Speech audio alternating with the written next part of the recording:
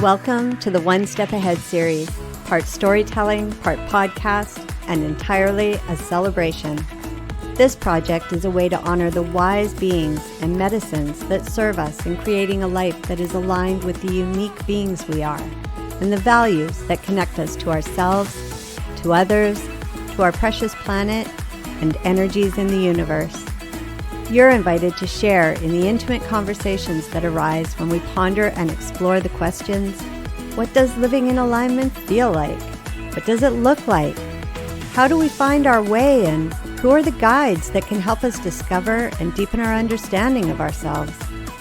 If you're a curious seeker, if you've known that something about your circumstances is not quite the right fit and wondered, what else is there? This is a place to open, expand, and explore. One step ahead of our past, of where we've been, one step closer to where we want to be, where we're meant to be, finding alignment. Always, still, putting one foot in front of the other.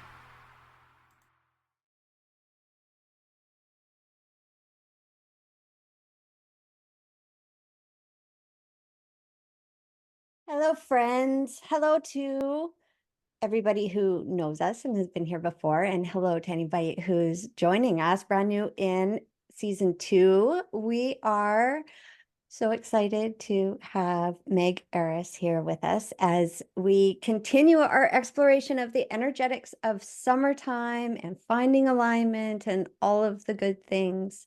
I just realized I did not prepare an intro for Meg. Usually I would request. So I'm going to wing it, and we'll see how well I do. And then Meg, I'll ask you to kindly fill in any of the gaps. So Meg is a somatic healing practitioner and coach who has her own business offering one-on-one services, as well as teaching yoga and Pilates. And Pilates is really Meg's jam. She's also one half of Radiant Effect, another really exquisite company who provides not just somatic coaching, but really so many rich and wonderful opportunities to learn about our nervous system and how we can find ourselves out of regulation and how we can nurture ourselves back into regulation.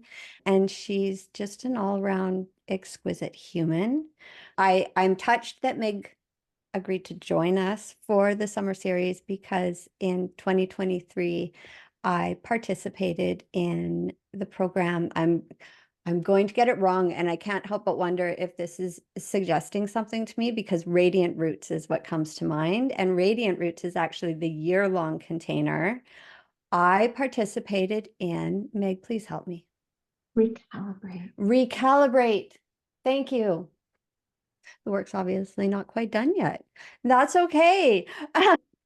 And I found the resources so helpful, and it's such a beautiful program that includes community and guided practices and personal self-reflection, and really took me on a journey of getting to know my nervous system, really being able to tune in while developing some really beautiful, simple tools and techniques that have just kind of become part of my everyday life. And so I'm so excited to have you sharing a little bit about your story, your stories, and how you found your way to this work, and why it feels aligned for you, and really what alignment looks and feels like for you.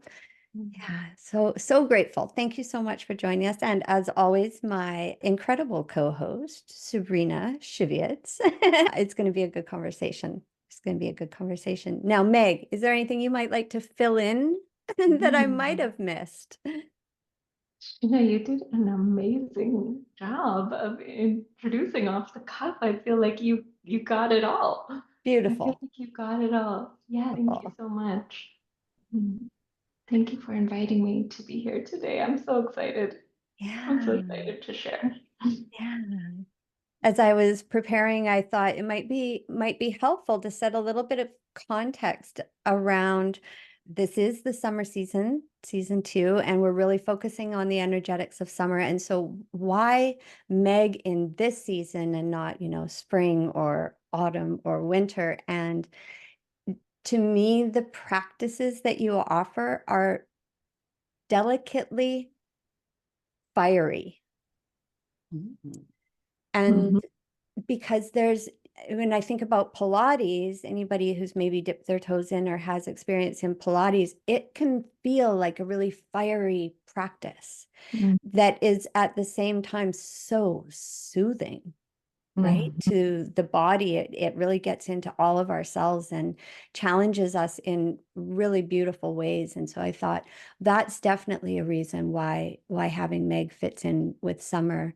And also I think the idea of playfulness and trying something new and just getting into your body and celebrating what your body's capable of, whether you're playing and moving in nature, or maybe you're swimming in water, hiking, all of these fantastic activities that just seem to be a little bit more enjoyable. I know for me, when the weather is fine and the sun is shining.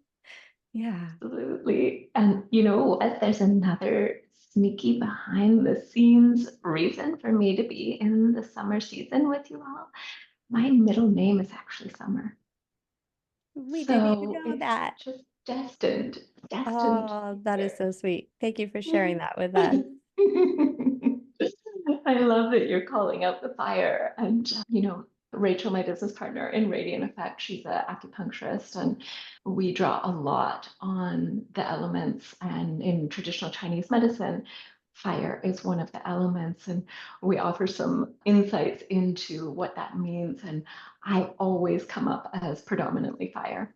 It's like that's at the top of my list always is how I show up in the world, which is like a little bit like lit up and excited. And I think that's been my life work is to actually learn how to be in balance with that. Yeah, yeah. It's an interesting dichotomy because so much beautiful lit up fiery energy, and yet your presence is so soft and soothing. Mhm. You wouldn't necessarily expect that all in one beautiful human bundle. Love that you pointed that out. As you were explaining that, Meg, that's exactly what I was thinking in my mind.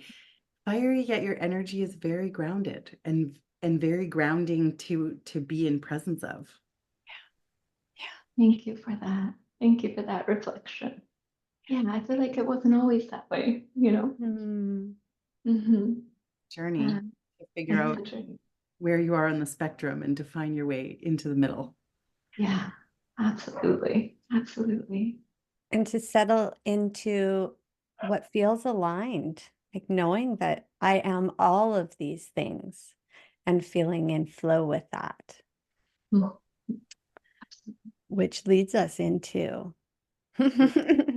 We would love, Meg, if you would share a little bit about how you found your way to doing this work and to really specializing in the modalities that you offer, and how that reflects living in alignment for what you know is right for you, with a bit of dipping into how do you know, how does your being in your body know when you're living and working in alignment, and when maybe you're starting to slip out of it. One of the themes we talk about is, we don't aim to always, okay, yes, we do. We would love to always be living in alignment, and we know that it's not a destination that we're going to reach, because we can be in alignment, and our beautiful, unpredictable world can throw things at us that will pull us, away from that at times. And so we learn and we grow, and we know what we're aiming to find our way back to, but it's a practice. It's a practice.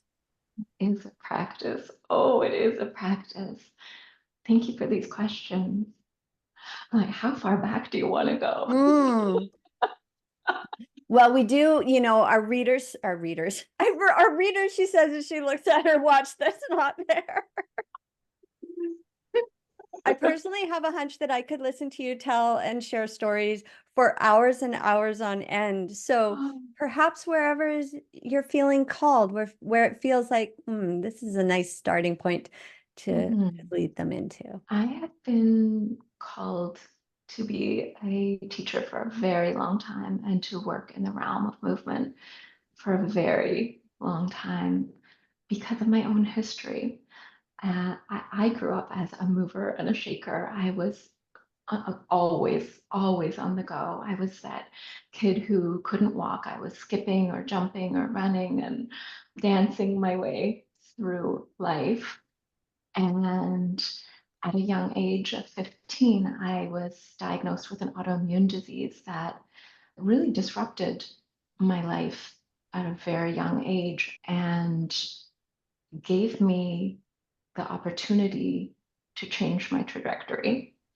At a really young age, I learned what it was like to be in pain at a really young age. And I went from being someone who jumped and danced and had a lot of vibrancy to someone that was really staring their body in the face of like, what am I actually capable of and how do I look after myself? And that took me down the road of yoga as a teenager. Before yoga was cool, before it was on every corner, that became part of my life as a way to still move, but move in a way that was safe for me. And in that world, that led me into the path of learning that I actually wanted to be able to offer that to others, to be able to explore their bodies. And through that, I eventually learned that there is so much more available than just the movement. That when we are with our bodies, our entire history lives inside of us. And every gesture, every move that we make is a reflection of what we've lived through. And our stories come to the surface over and over. And the more that we can live with our body, the more that we can reconcile what we have been through, who we have been, so that we can move into who we want to be and step forward as that. So my trajectory of alignment has looked different at different points in my life, of course, from being a Pilates teacher and teacher trainer and traveling in different areas of Canada and offering that as a way for humans to bring their gift and love of movement forward, and really working a lot with more medical systems of physiotherapy and working in locations of multidisciplinary health clinics, very clinical kind of practices, coming at it from that direction for many, many years. I started teaching in 2005 and never looked back. I knew it was the right thing for me. It was like the door opened to start that, and it just never stopped. And I don't feel that it has stopped even at this point. It's just, here's the next part, here's the next part. And you asked about how do I know when there's alignment, and I think it's that. It's like the doors keep presenting themselves, and it's that willingness, that trust to actually walk through it, right? To take the next part of the journey as it comes. And that hasn't always been easy. As you said, we ebb and flow. Life throws us incredible curveballs when we least expect it. And my work to come into practice as a somatic coach, I would say that this really started probably around 2015. I had some really intense flare-ups of my autoimmune disease that completely destabilized me and led me into the world of nervous system health. And that opened up an entirely different way of working for me. And layer by layer, I kept bringing that into how I work, how I show up. And again, it just really hasn't stopped from there. It's just continued over and over to reinvent itself and layer in on top of what was there before. Thank you for sharing that with us, Meg. you speak so almost gratefully about the challenges and just the way that you describe your journey, the challenges. And I'm even, so that's my language of, oh, that sounds like a challenge. However, the painful periods in your life you describe as though they're fresh new opportunities. And there's almost a sense of gratitude for where they led you and the doors that you didn't even know that you might be exploring as a result of those. To me, that's a reflection of your growth and your wisdom through those experiences. Oh, thank you for that. Thank you. Thank you for that. I certainly living inside of those moments, it didn't feel that way, but I think there's also that part that knew too. Like, even though this is so hard and challenging, absolutely, and terrifying, actually, I think is fair too. There's a part that knows that something will grow from this. Some new experience will grow from this, and it'll never be the same. Yeah. Yeah. Your story is beautiful, and I want to echo what Sheen said. You speak about it with so much grace. And what came up to the surface for me when you were first explaining that is, the work is never done. And I think that when we accept that, we become so much more free in our lives. I like that. That's just the journey. There will be the doors, and we have to walk through them. And the way you describe that, what I wanted to ask, and I think I'm sure viewers might also be interested, is, you said that in 2015 that you started doing some work around your nervous system after a big flare-up. Would you say that the nervous system for you, those telltale signs, is that the sign that you're not in alignment, do you think? Yeah, and I think so. Thank you. This is absolutely, absolutely. And I think this is where the gratitude piece comes in for me is I have such a direct line into when I'm out of alignment. The messages are so loud and clear for me that they are unmistakable. And I am grateful for that because I get to self-correct really quickly from that. And yes, learning to understand how to work at the nervous system level and learning to understand what that means in my body really does help to facilitate that healing process and that willingness to go on the journey and to interrupt when I am destabilized, to interrupt and say, okay, I need to look at whatever the piece is, whatever the dysregulation is, and knowing what the tools are for me in those moments that can course correct and come back to center. Would you feel safe in maybe sharing for the viewers what some of those telltale signs are for you? And I know Sheen and I try to do that together when we're talking in our previous sessions, but also with our other guests, because I think that's really crucial for people who haven't yet tapped in to really what the signs of their bodies are telling them. That they hear different perspectives, different, red flags, so to speak, and have something to relate to and go, oh, that happens for me. I had no idea that was a sign I was dysregulated. Yes, absolutely. Well, I might even share that experience back in 2015. And Sheena, I think you've heard me speak of this before. I had two car accidents back to back. And in that, I was in just a world of flare up, which for me meant absolute like shattering fatigue, an immense amount of pain in my body.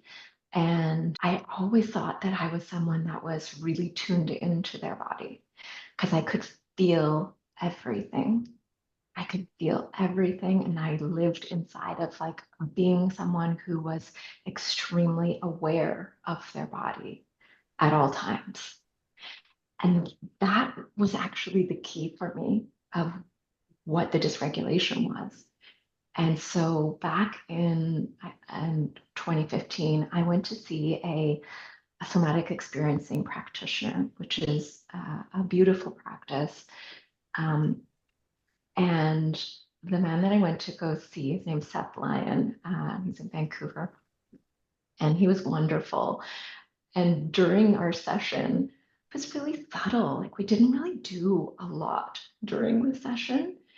And I walked out of it and I was like, I didn't really learn anything. Like that was lovely and he was great, and I didn't really learn anything. And, he had me like looking around the room and noticing things and like pushing my feet into the floor and noticing my body in the chair. And I was like, oh, that's great. And I came away from that about 2 weeks later. I had a little epiphany while walking with a friend, telling them about this, because I was going into this experience looking for something earth-shattering to happen. I was so uncomfortable and I felt like I need something massive to happen to shift me out of this, not knowing that that was actually what got me into it. I had these 2 car accidents and it was too much, too big. My body didn't know how to handle it. And this man that I went to go and see knew exactly what he was doing. I was locked inside of myself and was not relating to the world around me. Everything was inside, and I needed to notice the trees and my relationship to them. I needed to feel the floor underneath my feet. I needed to stop going in and actually start coming out, and doing that really slowly and gently and bit by bit, slow and steady, not earth shattering, not traumatic, life changing, big, huge thing that I was craving, which is what I thought I needed. That wasn't it at all. I needed to be with the subtlety. I needed to be with the gentleness. I needed it to go slow. And once I learned that, once I understood that, then I was actually able to move out of the pain, out of the discomfort, out of the dysregulation of living trapped inside my body. Yeah. Yeah, I hope that the viewers hear that. They can see, like, because there's kind of 2 things that can happen, right? Some of us are living out here all the time and not inside ourselves. And then there's people that are like me that are so inside themselves that they forget to be out in the world engaging. Yeah. Thank you so much for sharing that. Picturing a scale where we wish for things to be in balance, and how exquisite to have the gift of being able to go inside and be with yourself and know yourself. And as part of this journey, we're meant to be noticing and interacting and co-creating everything on the outside. There can often be this really strong push, pull, and resistance or acceptance that arises, I think, largely in part to expectations that we learn to have for ourselves, not the ones we choose to have for ourselves, but that we expect from just the standards and the pace of the world and all of these other things that are so go, go, go, go, go. And I love that you highlight, Meg, the importance of noticing and slowing down and going bit by bit. And Eileen actually spoke about that in our season opener when describing the energetics of summer, because it can become such a frenzied season that if we aren't mindful and able to choose to slow ourselves down and to notice, and to really notice and discern the details, both of what's inside and what's outside, all of the beautiful things growing and all of the energy that's moving in our sweet beings that are trying to navigate the journey. Yeah. Thank you for that. Thank you. Considering your story, and I know to a certain degree the experiences of your clients. I've had the privilege of being in one-on-one care with you, and profound is really,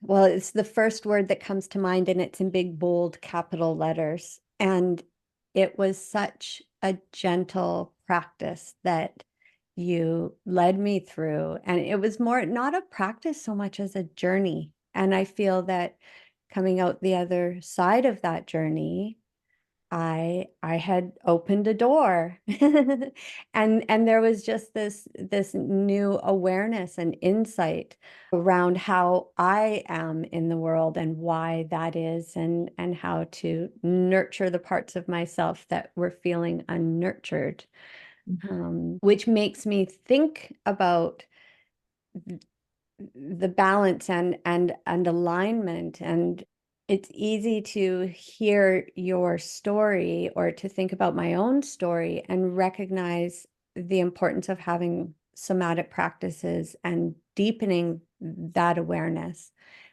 I'm curious to know from your perspective, what are some of the reasons why it has become kind of a professional mission for you as well as a personal mission? So having made these discoveries for yourself, what is it that calls you to share that with others?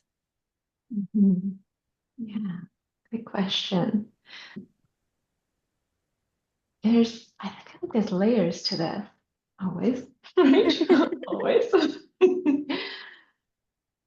The one part is an inherent caretaker in me that loves to care for others and really thrives in that role.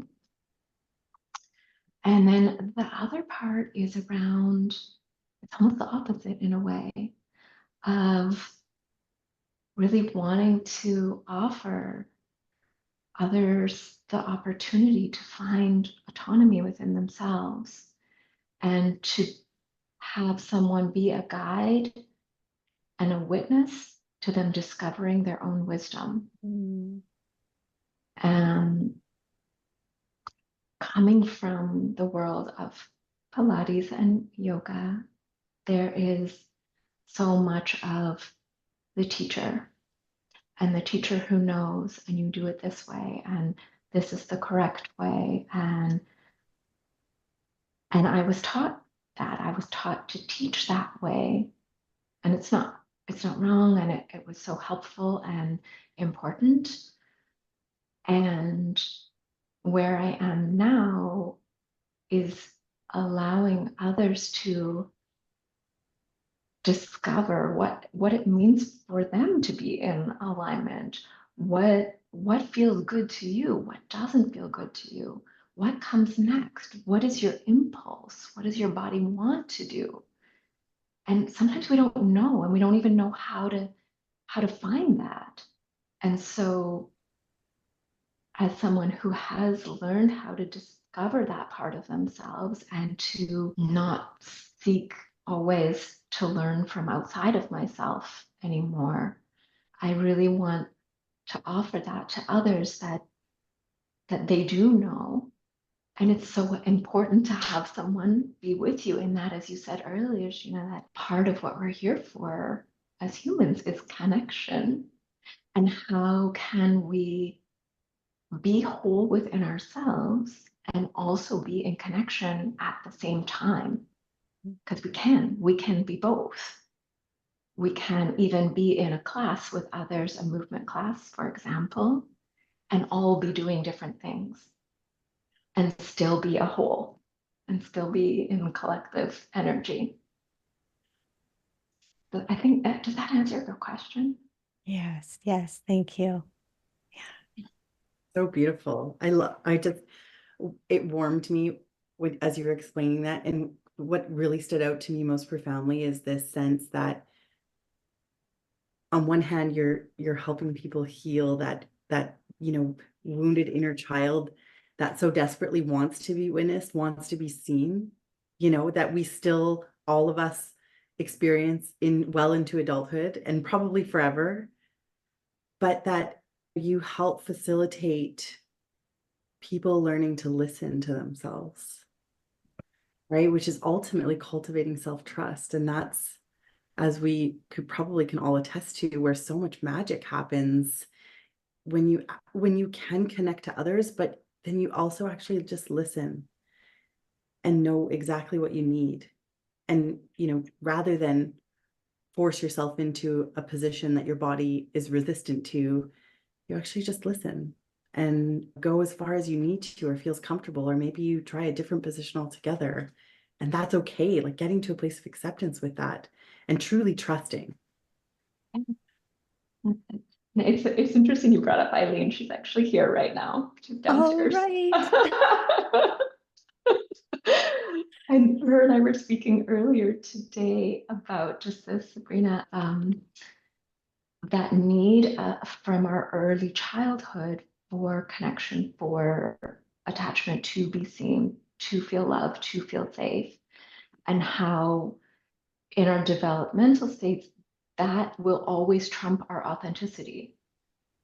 And so we learn to bury sometimes our authenticity in favor of acceptance, connection, love, etc. And this figuring out, how do we start to map the way to have both, to develop our sense of self, trust, our authentic voice, our own self-love, and still hold that very real need to be connected. Mm. And I think that's it. I think that's what the work is. Yeah. Yeah. It's rewiring that pathway. Totally. And I see it now in kids. I was just talking to a fellow mom this morning about it. The school system is not designed to cultivate that sense of self-trust. Yeah. Yeah. I, We have to I, learn it, right? Sorry. Not at all. I was going to be cheeky and say, if anything, I think that the public school system has been crafted deliberately to prevent us from trusting and getting to know the more authentic parts of ourselves. Yeah. It's a whole lot harder to keep people towing a certain line if they know that that's not where their being feels like they are meant to be having their journey. And I think that's part of the reason why it's so mighty and valuable for more and more people to be having these conversations. And how cool is it when, with moms with little ones or children that are still developing those pathways, to be learning that they can trust themselves. And I think, Meg, when you were describing your work, and one of the words that stood out was witness. And I don't know how many of you read the self-help books, but there can often be insights and feeling like, oh, this is really powerful. I can feel how I can apply this in my world. But having those moments of insight and new wisdom arising, and being able to connect and share what that is, and to have it reflected back and affirmed, is such a strong catalyst for really reinforcing confidence in one's ability to trust themselves.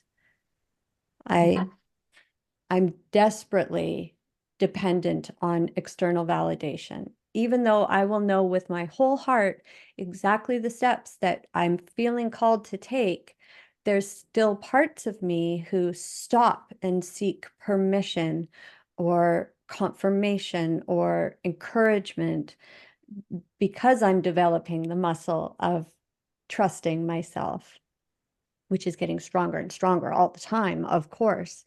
But there's something that just makes it more true when you share it with someone and there's conversation about it and reflection and deepening and a little bit more exploration. And it's really hard to do that as an individual, right? That's the gift of having connection and alternative perspectives to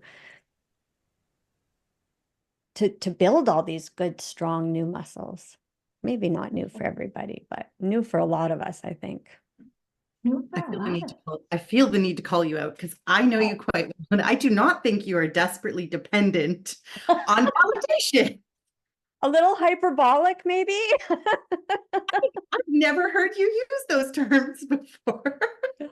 Oh, that's funny. Well, thank you for calling me out on it, because that's probably one of the programs that I am allowing that I'm telling myself, whereas I'm probably actually a lot more confident than I'm giving myself credit for. Like maybe confirmation or affirmation, but not like desperately seeking validation. Thank you, friend. I take it. I take it. Absolutely. And you know what's funny is hearing you say that to me, going, friend, I know you better than you might think you do. Think you know yourself in this moment, because I trust you as well. And so that's part of this deepening wisdom. Like, okay, Shane, stop trying to tell yourself this old story that maybe used to be part of things. But if you're really honest about where you're at now, like, if I really want to do something, I'm going to do it. Like, let's be honest. You're so masterful at sitting with your stuff and journaling about it. And yeah. Oh, anyway, we got a little off track. A little off track, but thank you. It's good, right? Agree. Friends call each other out and help shine a light on these things. I think that's a really cool example of that. Yeah. I think that you like masterfully just executed exactly what it is to be in connection with each other while we're practicing. And I think that's that word, to practice. It's like we're trying on these new versions of ourselves to see, does this feel right? Does this feel like me? Is this how I want to show up in the world? And sometimes we get it wrong. We're like, oh, that actually doesn't feel quite right. I'm going to try a different way. And when we have a community that we feel, or a connection with an individual that we feel safe enough to actually try on those different parts of ourselves, then we can grow from that, right? Instead of hiding over and over. Yeah, and I agree, Sabrina, 100%. Thank you for calling her out. You're very welcome. Anytime. Oh, it's so funny. I have a hunch I would probably be one of the most best well-served audience members to go to YouTube and start at the beginning and watch the whole season, spring season moving forward, just because it is so easy to default into old assumptions. So they aren't even necessarily ways of being, but just slipping back in. And so having that awareness and noticing is such a mighty practice. Absolutely. I also love that you called in the school system, and that, backing up a little bit here, like how it's, reinforcing some of the assumptions that we learn from a young age around connection and how we're supposed to be. And I sort of wonder around, like, as we age, it's like our soul calling gets louder and louder the further on we go in our journey. And I have a suspicion or a hunch that that's why we often see those ruptures of self happen around like 40, 50 years old, where that craving for authenticity is getting so loud, but this part of us that has been having to do life the way we had to do it in order to feel safe and connected is not matching that calling of our soul for being authentic. And then we rupture and don't know how to navigate from there. Yes. Oh, I couldn't echo that better. And I think what's really interesting, calling the school system out, is what I'm observing in little humans today. Meg, I don't know if you know this, I have a son who's almost 8. And having conversations with other parents and observing the kids is they're just coming out of the womb that way, like stepping into authenticity at a young age. And I'm seeing, like, witnessing with so much compassion parents' struggles with these kids who they kind of have like a more clear sense of who they are at 6 than we have well into our 30s. But I was having this conversation with my son today about a friend who, from an outside perspective, one of his best buddies is quite defiant. And I was explaining to him, like, I actually wouldn't use that word. I have at times not understanding him, but the more I lead with my heart and I think about this very unique, very intelligent, beautiful soul, I can so clearly see that it's not defiance. They ask the questions to adults that adults are not prepared to answer. Yeah. And there's obviously no capacity or space for that in the school system. So they get labeled, right? And put in well, you should get this test or that, or, go see this person. When I just actually think that they're that much further ahead than so many other people, that they just ask the really good questions. Yeah. Thank you for sharing that. Yeah, love that. So top of mind. I was like, oh, it's so fitting, this conversation. Such a sweet, innocent courageousness in the audacity of children and what they will ask. Yeah. I can't imagine. I am not a mama, but my mother-in-law tells stories. My partner asked questions incessantly. I mean, he still does. And there are times I have had to learn to embrace, and he'll ask a question, and it's total sidetrack, and my brain automatically defaults to, he's criticizing the way I'm doing something, or he's saying what I'm doing doesn't make any sense. But he is just genuinely curious. He is genuinely curious. No judgment, no ulterior motives, but it can throw me off my game. So as a youngster, he did that to his mom nonstop. And she's so busy being a single mom without the awareness to necessarily go, okay, this little guy is just genuinely curious. Every question would create a whole new set of noise for her to try and sort through. And he was never satisfied. But how cool is that? Because she nurtured that in him. She didn't try and squish it, but she would have to let him know enough is enough. Oh, I can imagine having that mind so free that the programs don't apply to you. Yes. Makes sense. Absolutely. So, because the story that we tell ourselves is like, oh, they're criticizing me. Well, that's a story. That's a program that somebody's imparted in us along the way. But they're completely limitless with the programs. And I can't imagine. Here we are just trying to unwind and rewire and like peel back the layers every day. And they're just like free as a bird. Yeah. Absolutely. Absolutely. Yeah. And it's not about us, right? Nothing to do with us. They're just curious. I wonder how many conflicts in relationships come up just because what we expect is happening versus what is actually happening. And so often it's a default, right? My brain doesn't stop and say, oh, he's criticizing you. My whole being just goes into, oh, I'm not doing it right.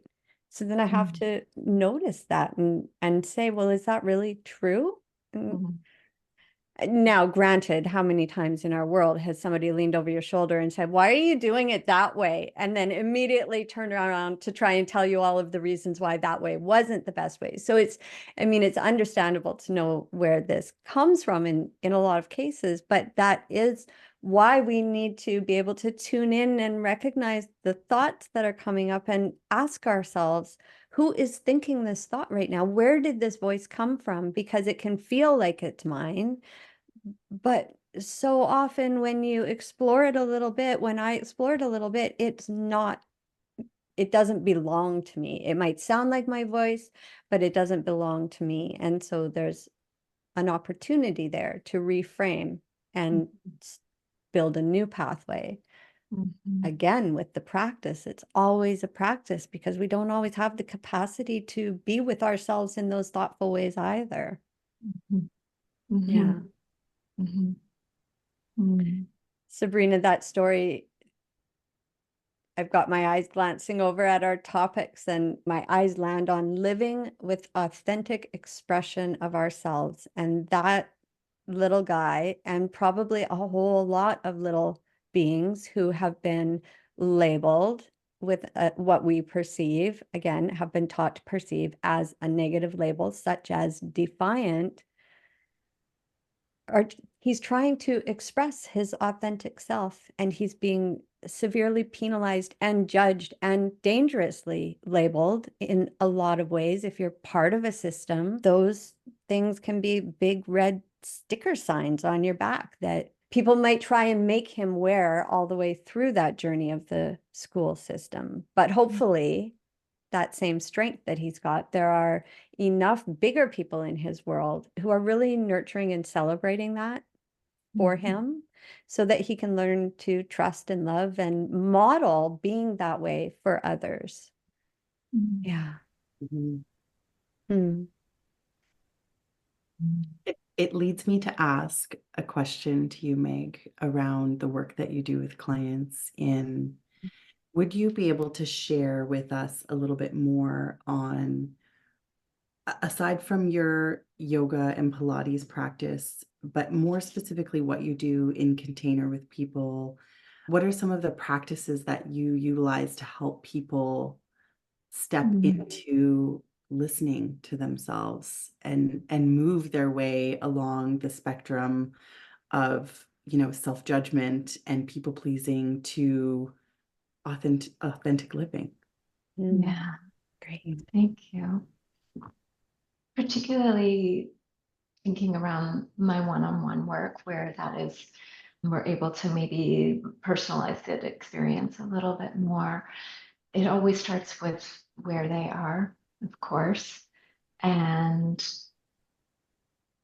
the invitation is of listening to find. You used this word, Sheena, a moment ago, and I felt really like, yes, the parts of ourselves that are inside that need to find expression or are ready to find expression, or that we want to ask questions of, or that we want to speak to directly from our adult present self. And more specifically, this can take so many different shapes depending on the person that I'm working with. It might look like us having a meditation or a mindfulness practice to bring them into contact with that part of themselves. Maybe it's a younger part, or as Sheen said, maybe it's a part that doesn't even belong to us, but that has taken up residence inside of us for a young age or for generations. And we might dialogue through that experience. We might ask that part if it has an expression or a shape. It might show us a shape or movement, a gesture. It may have a sound. It might have a voice. It might need to make noise. It might need to draw and color and express in those types of ways. It might be a journaling practice and writing. So there's actually a lot of different ways that are very tangible of how do we make contact with our different parts of ourselves and allow them to, as I said, come up, have a voice, or us to directly speak to them. And sometimes that is us speaking to them, and sometimes it is the guide, like myself, sitting in the room with Sheena. I might ask permission to speak to a part of her to give it some information from an external place. So in those one-on-one containers, there is a little bit of back and forth in order to figure out what feels like an okay entry point for us to start to open up into this world inside of ourselves.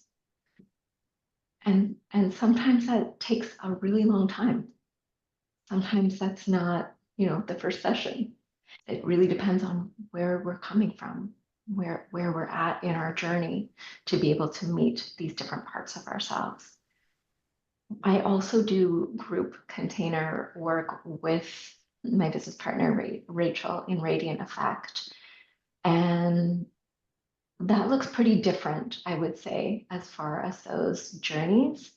It becomes a little bit more self-reflective, and then the opportunity to share in community about what's coming up. Yeah. Beautiful. Yeah. Does that make sense around the pieces of the parts of ourselves? I feel like, it can get a little bit confusing and muddy in there, but maybe a really simple way of divesting that is that we're all kind of split personalities, all of us, Yeah. And there are some of us that has come to a place where it needs more treatment and care. But for all of us, we have all of these identities inside of us, all of these roles, all of these shapes that we take up. And as we said, sometimes we don't know those parts, or we've never talked to them before or looked at them. Say, oh, that's there. Oh, I didn't know that was there. Maybe that doesn't need to be there. Or maybe that needs to do something else. It makes sense to me. I do similar work around embodying emotions and parts work. So it connects with me. And I think another way to put that is to really have people get to a place of acceptance of the different parts of themselves, the shame, the grief, the anger, the sadness, right? And to be able to start to not just connect with it, but to name it, because I'm sure you experience that too, as so many people walk in the room or hop in on a Zoom session and they're not able to even identify what the feeling is, right? So that's when you can open up that space of exploring it from a different perspective. That's exactly it, Sabrina. Yeah, the naming it, giving. And sometimes, sometimes it's like the naming happens and then the experience of moving with it. And sometimes the opposite. Sometimes we just have to start with a movement. And it's like, what is that? Where is that? What does that do? What does that remind you of? What does that elicit inside of you? And then that becomes the entry point. So it can kind of come from different places, right? And it's very intuitive for you. You have to just like follow the body and watch and observe and trust your own intuition in those moments to know that you'll be intuitively guided where the client needs to go. That's right. That's right. Yeah. And exquisitely tuned into that intuition, I will say. One of the most beautiful elements, I think, of doing this type of learning and growth and learning the tools to fill the toolbox in community is the sharing element of community, because so often what another person shares about their experience can spark something in the hearts and minds of the people who are receiving that share, which can shift perspectives and appreciation. I think for me, one of the most powerful experiences is to be in shared space when folks open themselves up to being especially vulnerable and honest, first with themselves in the expression of it, and then the courage it takes to express and share that, what is often a group of near strangers. You can get to know folks a little bit depending on the nature of the container, but there's so much courage in just owning it and speaking it to life. And that's profound for the person who's sharing, but the ripple effects for how it lands and nurtures awakening in others is so cool. It's magical. It really is. Yeah. Yeah, agreed, Sheena. It's one of my favorite parts of working in community is, and when I do hold space, when there is multiple people in the room, there are really, really specific strategies for creating that safety in the container to feel like it is actually okay to open up here. And you're right, when those moments arise and someone does share of themselves, the transformation is so palpable, not just of them, but of everyone that is witnessing. There's that word again. Their acceptance of their part or their story. And it's such a privilege for me to be in that space. And I also am keenly aware that one of the techniques that I use in order to help foster that is to share my own story and to be vulnerable myself, to open up the doors for vulnerability to be okay. And that feels really important, I think, and that removes that kind of teacher role again of like separation. It's like, yes, I'm on the journey too. I'm on the journey too, and this is, without, and there's really, it gets really interesting because there's of course boundaries that have to be expressed in that too, and there is always an opportunity to be a real human being. So yeah, thank you for speaking to that container community. I've spoken about this before, what I would call the tapestry, right, of people who are connected through healing. And I see it so much in, the spaces that we're filling now, where we've got practitioners and other humans coming together talking about this, but in the work that we do as space holders too, we see this beautiful, it's almost like that's the thread of the tapestry, that my vulnerability and my ability to face my pain and use, convert that into purpose, then allows somebody else to face their challenges and be vulnerable, which inspires somebody else to, and it just continues, right? It's the theory of the collective consciousness. But when I close my eyes, I picture this most beautiful woven tapestry of all of us healing together. Mm. As you're describing that, friend, I started to sense into a bit of a patchwork quilt and just thinking about the growing numbers of communities and circles and spaces that are being created and hosted and nurtured by space holders for people just to come together and explore the possibilities, right? It doesn't have to be a sense of something in me is broken, I'm going to go here to get it fixed, but just an opening up to potential and possibility and learning from one another in these various spaces. It seems to be becoming kind of mainstream, more and more mainstream. And when one is tuned into the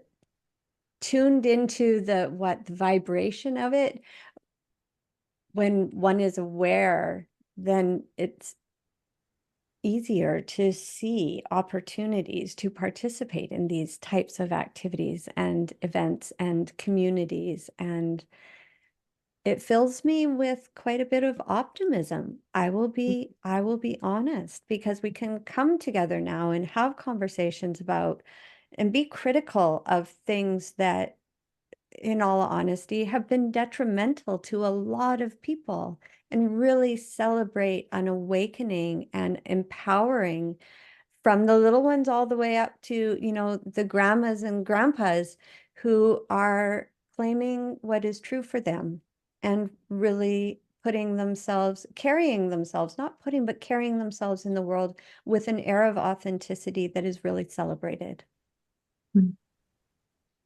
Absolutely, Sheena. It's just even you saying that, like almost in the ground.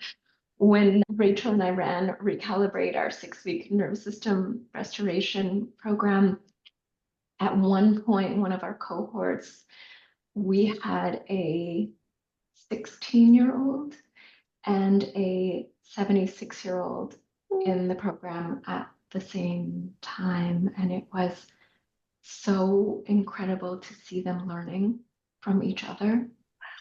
Just like, oh, my heart's on fire for that. Yeah. Oh. Yeah. Oh, and I agree that the feeling you get when you describe that, Sheen, is so beautiful. And I feel called to say two things about that. One, my girlfriend sent me the other day, I have not watched the clip yet, but apparently they brought in a self-proclaimed modern day witch to Fox News recently. Oh dear. And I thought you were going to say a classroom. I'm clearly going to have to watch it now. I don't think it was satirical. I think it was they were actually addressing that this is what's happening in the world. People are moving back to this very fundamental nature connected way of living. And two, that my son is today at his first day of nature school. So hoping that next year he'll enroll 1 day a week. He goes, and like they start out with an opening circle and they carve wood and they learn about the trees and the plants, and then they close with a closing circle. And I'm just like, that to me is so magical in terms of what we're talking about, because it's that connection. It's like he's in this, it's a very different space where you come together surrounded by nature. You are in community of like-minded people at such a young age. Yes. Yeah. Amazing. Thank you for enrolling him in that. You're welcome. Trying to raise a conscious human over here. Yeah. More of that. More of that, right? Yeah. Learning how to communicate our emotions from a young age and do that surrounded by the beauty of the world around us. Yes, yes, please. Yeah, it's going to be so fascinating just to stay curious about changes in the world. I'm at 49, I am so grateful to be the curious human that I am, because things are, and since the dawn of time, things are changing so quickly and evolving, and it really is heartwarming to, on the one hand, be critical of certain systems and organizations, and then on the other hand, to genuinely see how humans are learning to do things differently. They're learning to do things differently, and each generation has its own beautiful uniqueness. I find it truly fascinating. I really do. Yeah. But what beautiful work that you're coming together and like seeing in these containers such a vast age difference. It's really incredible, actually. Yeah. And I think to myself, even if you became conscious at 76, you were like, you know what? I don't like the way this feels anymore. I want to do something differently. What a gift that is. Yeah. Yeah. And what a gift it is to recognize it at 16, you know? Yeah. Yeah. And everything in between. Everything in between. It's all so beautiful. Mhm. There's no, and it just, I think it goes to prove that there's no right age. There's no specific time in anybody's life. it's like when it happens, and if it happens for you that you feel the call, just listen to it. Yeah. Try to step in with both feet That's and right. let fear go, let the ego go. Mhm. Yeah. Mhm. Mhm. Yeah, this particular 76-year-old has not stopped. It wasn't a one and done. She just got more curious, and that feels really inspiring to watch, to be a part of, to be trusted in that experience. Yeah, pretty magical. Pretty Yeah. magical. Oh, Yeah. And she's marching really, through those doors.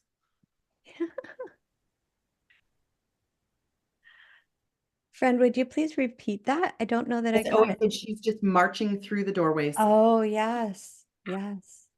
Yeah. The doorways to spaces that are intended for all beings.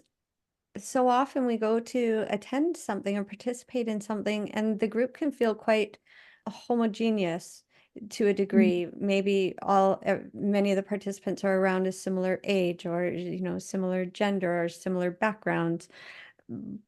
But celebrating, Meg, the space that you and Rachel create, where all feel genuinely welcome there, Oh, and that where they celebrate each other in those spaces.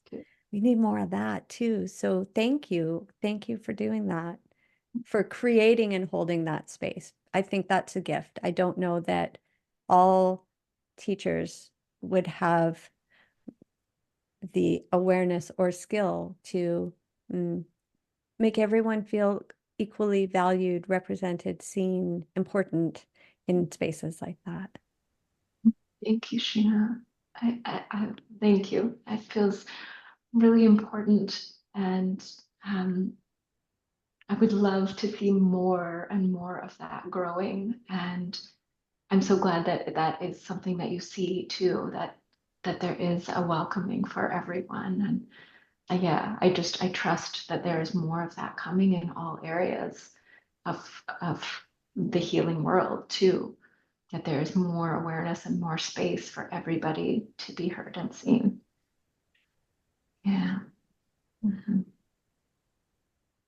Realizing that my praising that is a pretty clear sign of how I grew up, and just thinking about, in a modern busy world where so many homes are now populated with the parents and the children. But there are still, we need to acknowledge a lot of cultures who genuinely celebrate multi-generational families living together and continuing to grow and take care of each other over periods of time. We're not all of us in isolation, and I'm grateful to really learn a deeper appreciation for that kind of family structure, because we start with the family, but if we can model that as we move into community and out into the broader world, and for folks to feel that they're all valued and represented and welcome.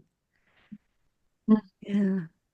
Sheena, I think you're right. Like there is so much value in that, and there is a lot of places where that doesn't exist anymore. Mhm. And I think that's why these communities that offer the opportunity, say for a 16-year-old and a 76-year-old to be in the room sharing about their lived experience together, is so important, because it isn't in everybody's home. We don't always have our elders' stories. We don't always listen to the young ones. And there's wisdom in both, Mhm. you know? Yeah. Yeah. Yeah. Mhm. I try to remind people often that as fast as technology has evolved, it wasn't that many years ago that we were tribal, Mhm.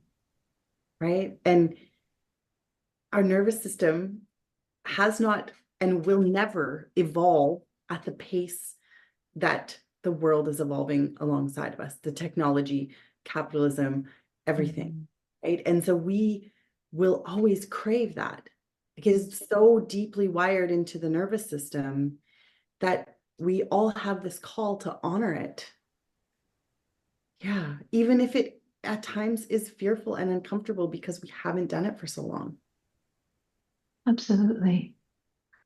Yeah. We call it an evolutionary mismatch, you know? Yes. Oof, good word. Yeah. Thank you.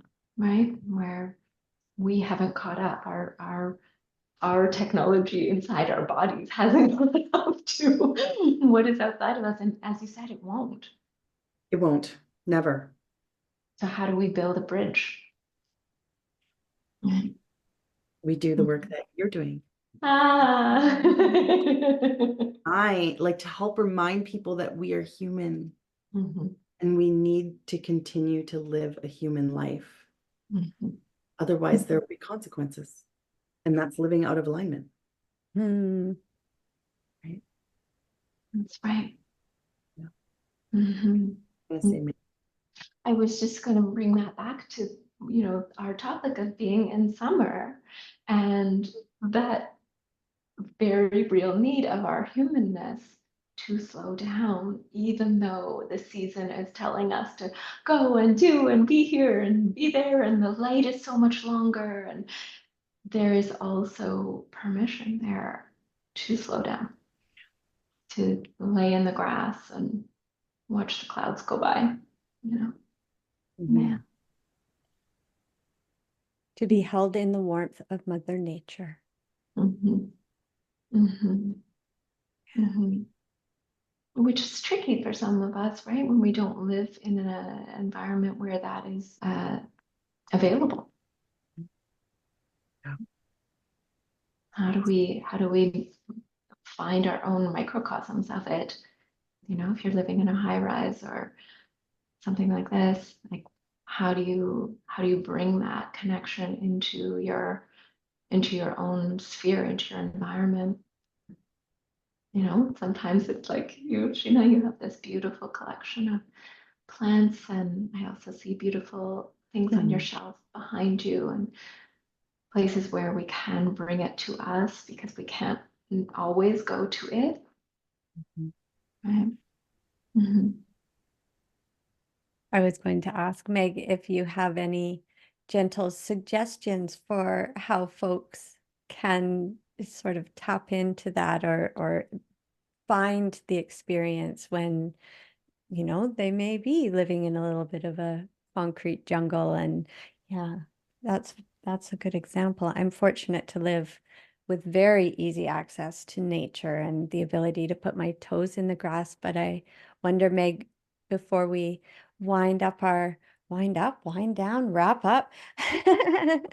Before we start coming to the close of our conversation, I wonder if you might have any nuggets or suggestions or offers for folks to dip their toes into maybe getting to know their nervous system, getting to a way of feeling a bit more empowered to recognize being in alignment or being out of alignment. Anything that would be kind of a simple takeaway that they could try and practice with. Totally putting you on the spot with this, I realize. Okay, that's okay. I'm here for it. The first thing that just popped into my head as you were speaking was a question, actually, and it feels like an important question that we can use in many ways, no matter the circumstance that we're living with, which is, what does this experience need me to know from it? What does this Mm, experience need me to know? And I think in that there's a lot of permission to take that. You could adapt it a little bit, maybe as needed. But when we're looking at nervous system regulation, for many of us, we are in a state of hyperarousal or overactivation of our stress response on a day in, day out kind of basis. And so there is this pull towards calm. And calm isn't necessarily the goal. The goal is really about being able to ride the waves, to be able to be in the ups, to be able to be in the downs, and to find our way seamlessly through those experiences, knowing where our center is. And so when we are in a shutdown, when we're lethargic, when we're on the couch and we can't seem to motivate ourselves and we can't get up and do the thing that we really want to do, that question, like, what does this experience want me to know? What is here for me? We can ask that. And our body eventually, if we stay with that question, it will eventually want to move. It will eventually, but asking that question can be a bit uncomfortable. And that's where having someone hold your hand through it is really important. And then on the flip side of that, if we are someone who is in overdrive, overwhelm, busyness, can't sleep, the mind is racing, everything is going, what does that want me to know? What is that experience here to show me? When we ask that question, I have a sense that it will also ask us to move in a different direction. Yeah. Thank Yeah. you. Mm. You're welcome. There's so much more. There's so much more I could say, but I feel like, that's a little one. I'll be sure to include links so that folks can explore my somatic self and a little bit more information about Meg. And we've mentioned Rachel a couple of times. Rachel has graciously agreed and accepted our invitation to be a guest a little bit later in the year when we're in a different season, celebrating different energies. Friend Sabrina, I realize I've got multiple friends. Lucky girl. Did you have any other questions or closing comments that you might like to share? No questions. I just really resonate with the work that you do. And I'm so grateful for you to come on to share your wisdom with us, to share your very grounded essence. Because I think even just that, witnessing that is a testament to the work that we do actually works. Mm. Right? And I think, it's like we have to have that modeled in order to desire to move into that space, to sit in the discomfort, to get to the other side. And so you're such a beautiful testament to that. And so I'm just very grateful, and thank you for honoring us with your presence today. Yeah. Thank you. Thank you, Sabrina, so much for that kindness. I appreciate it. I'm so grateful to be here to share and to learn from both of you too in this space. There's so much between the two of you that feels really rich and exciting to listen to. Thank you for offering this into the world. Thank you.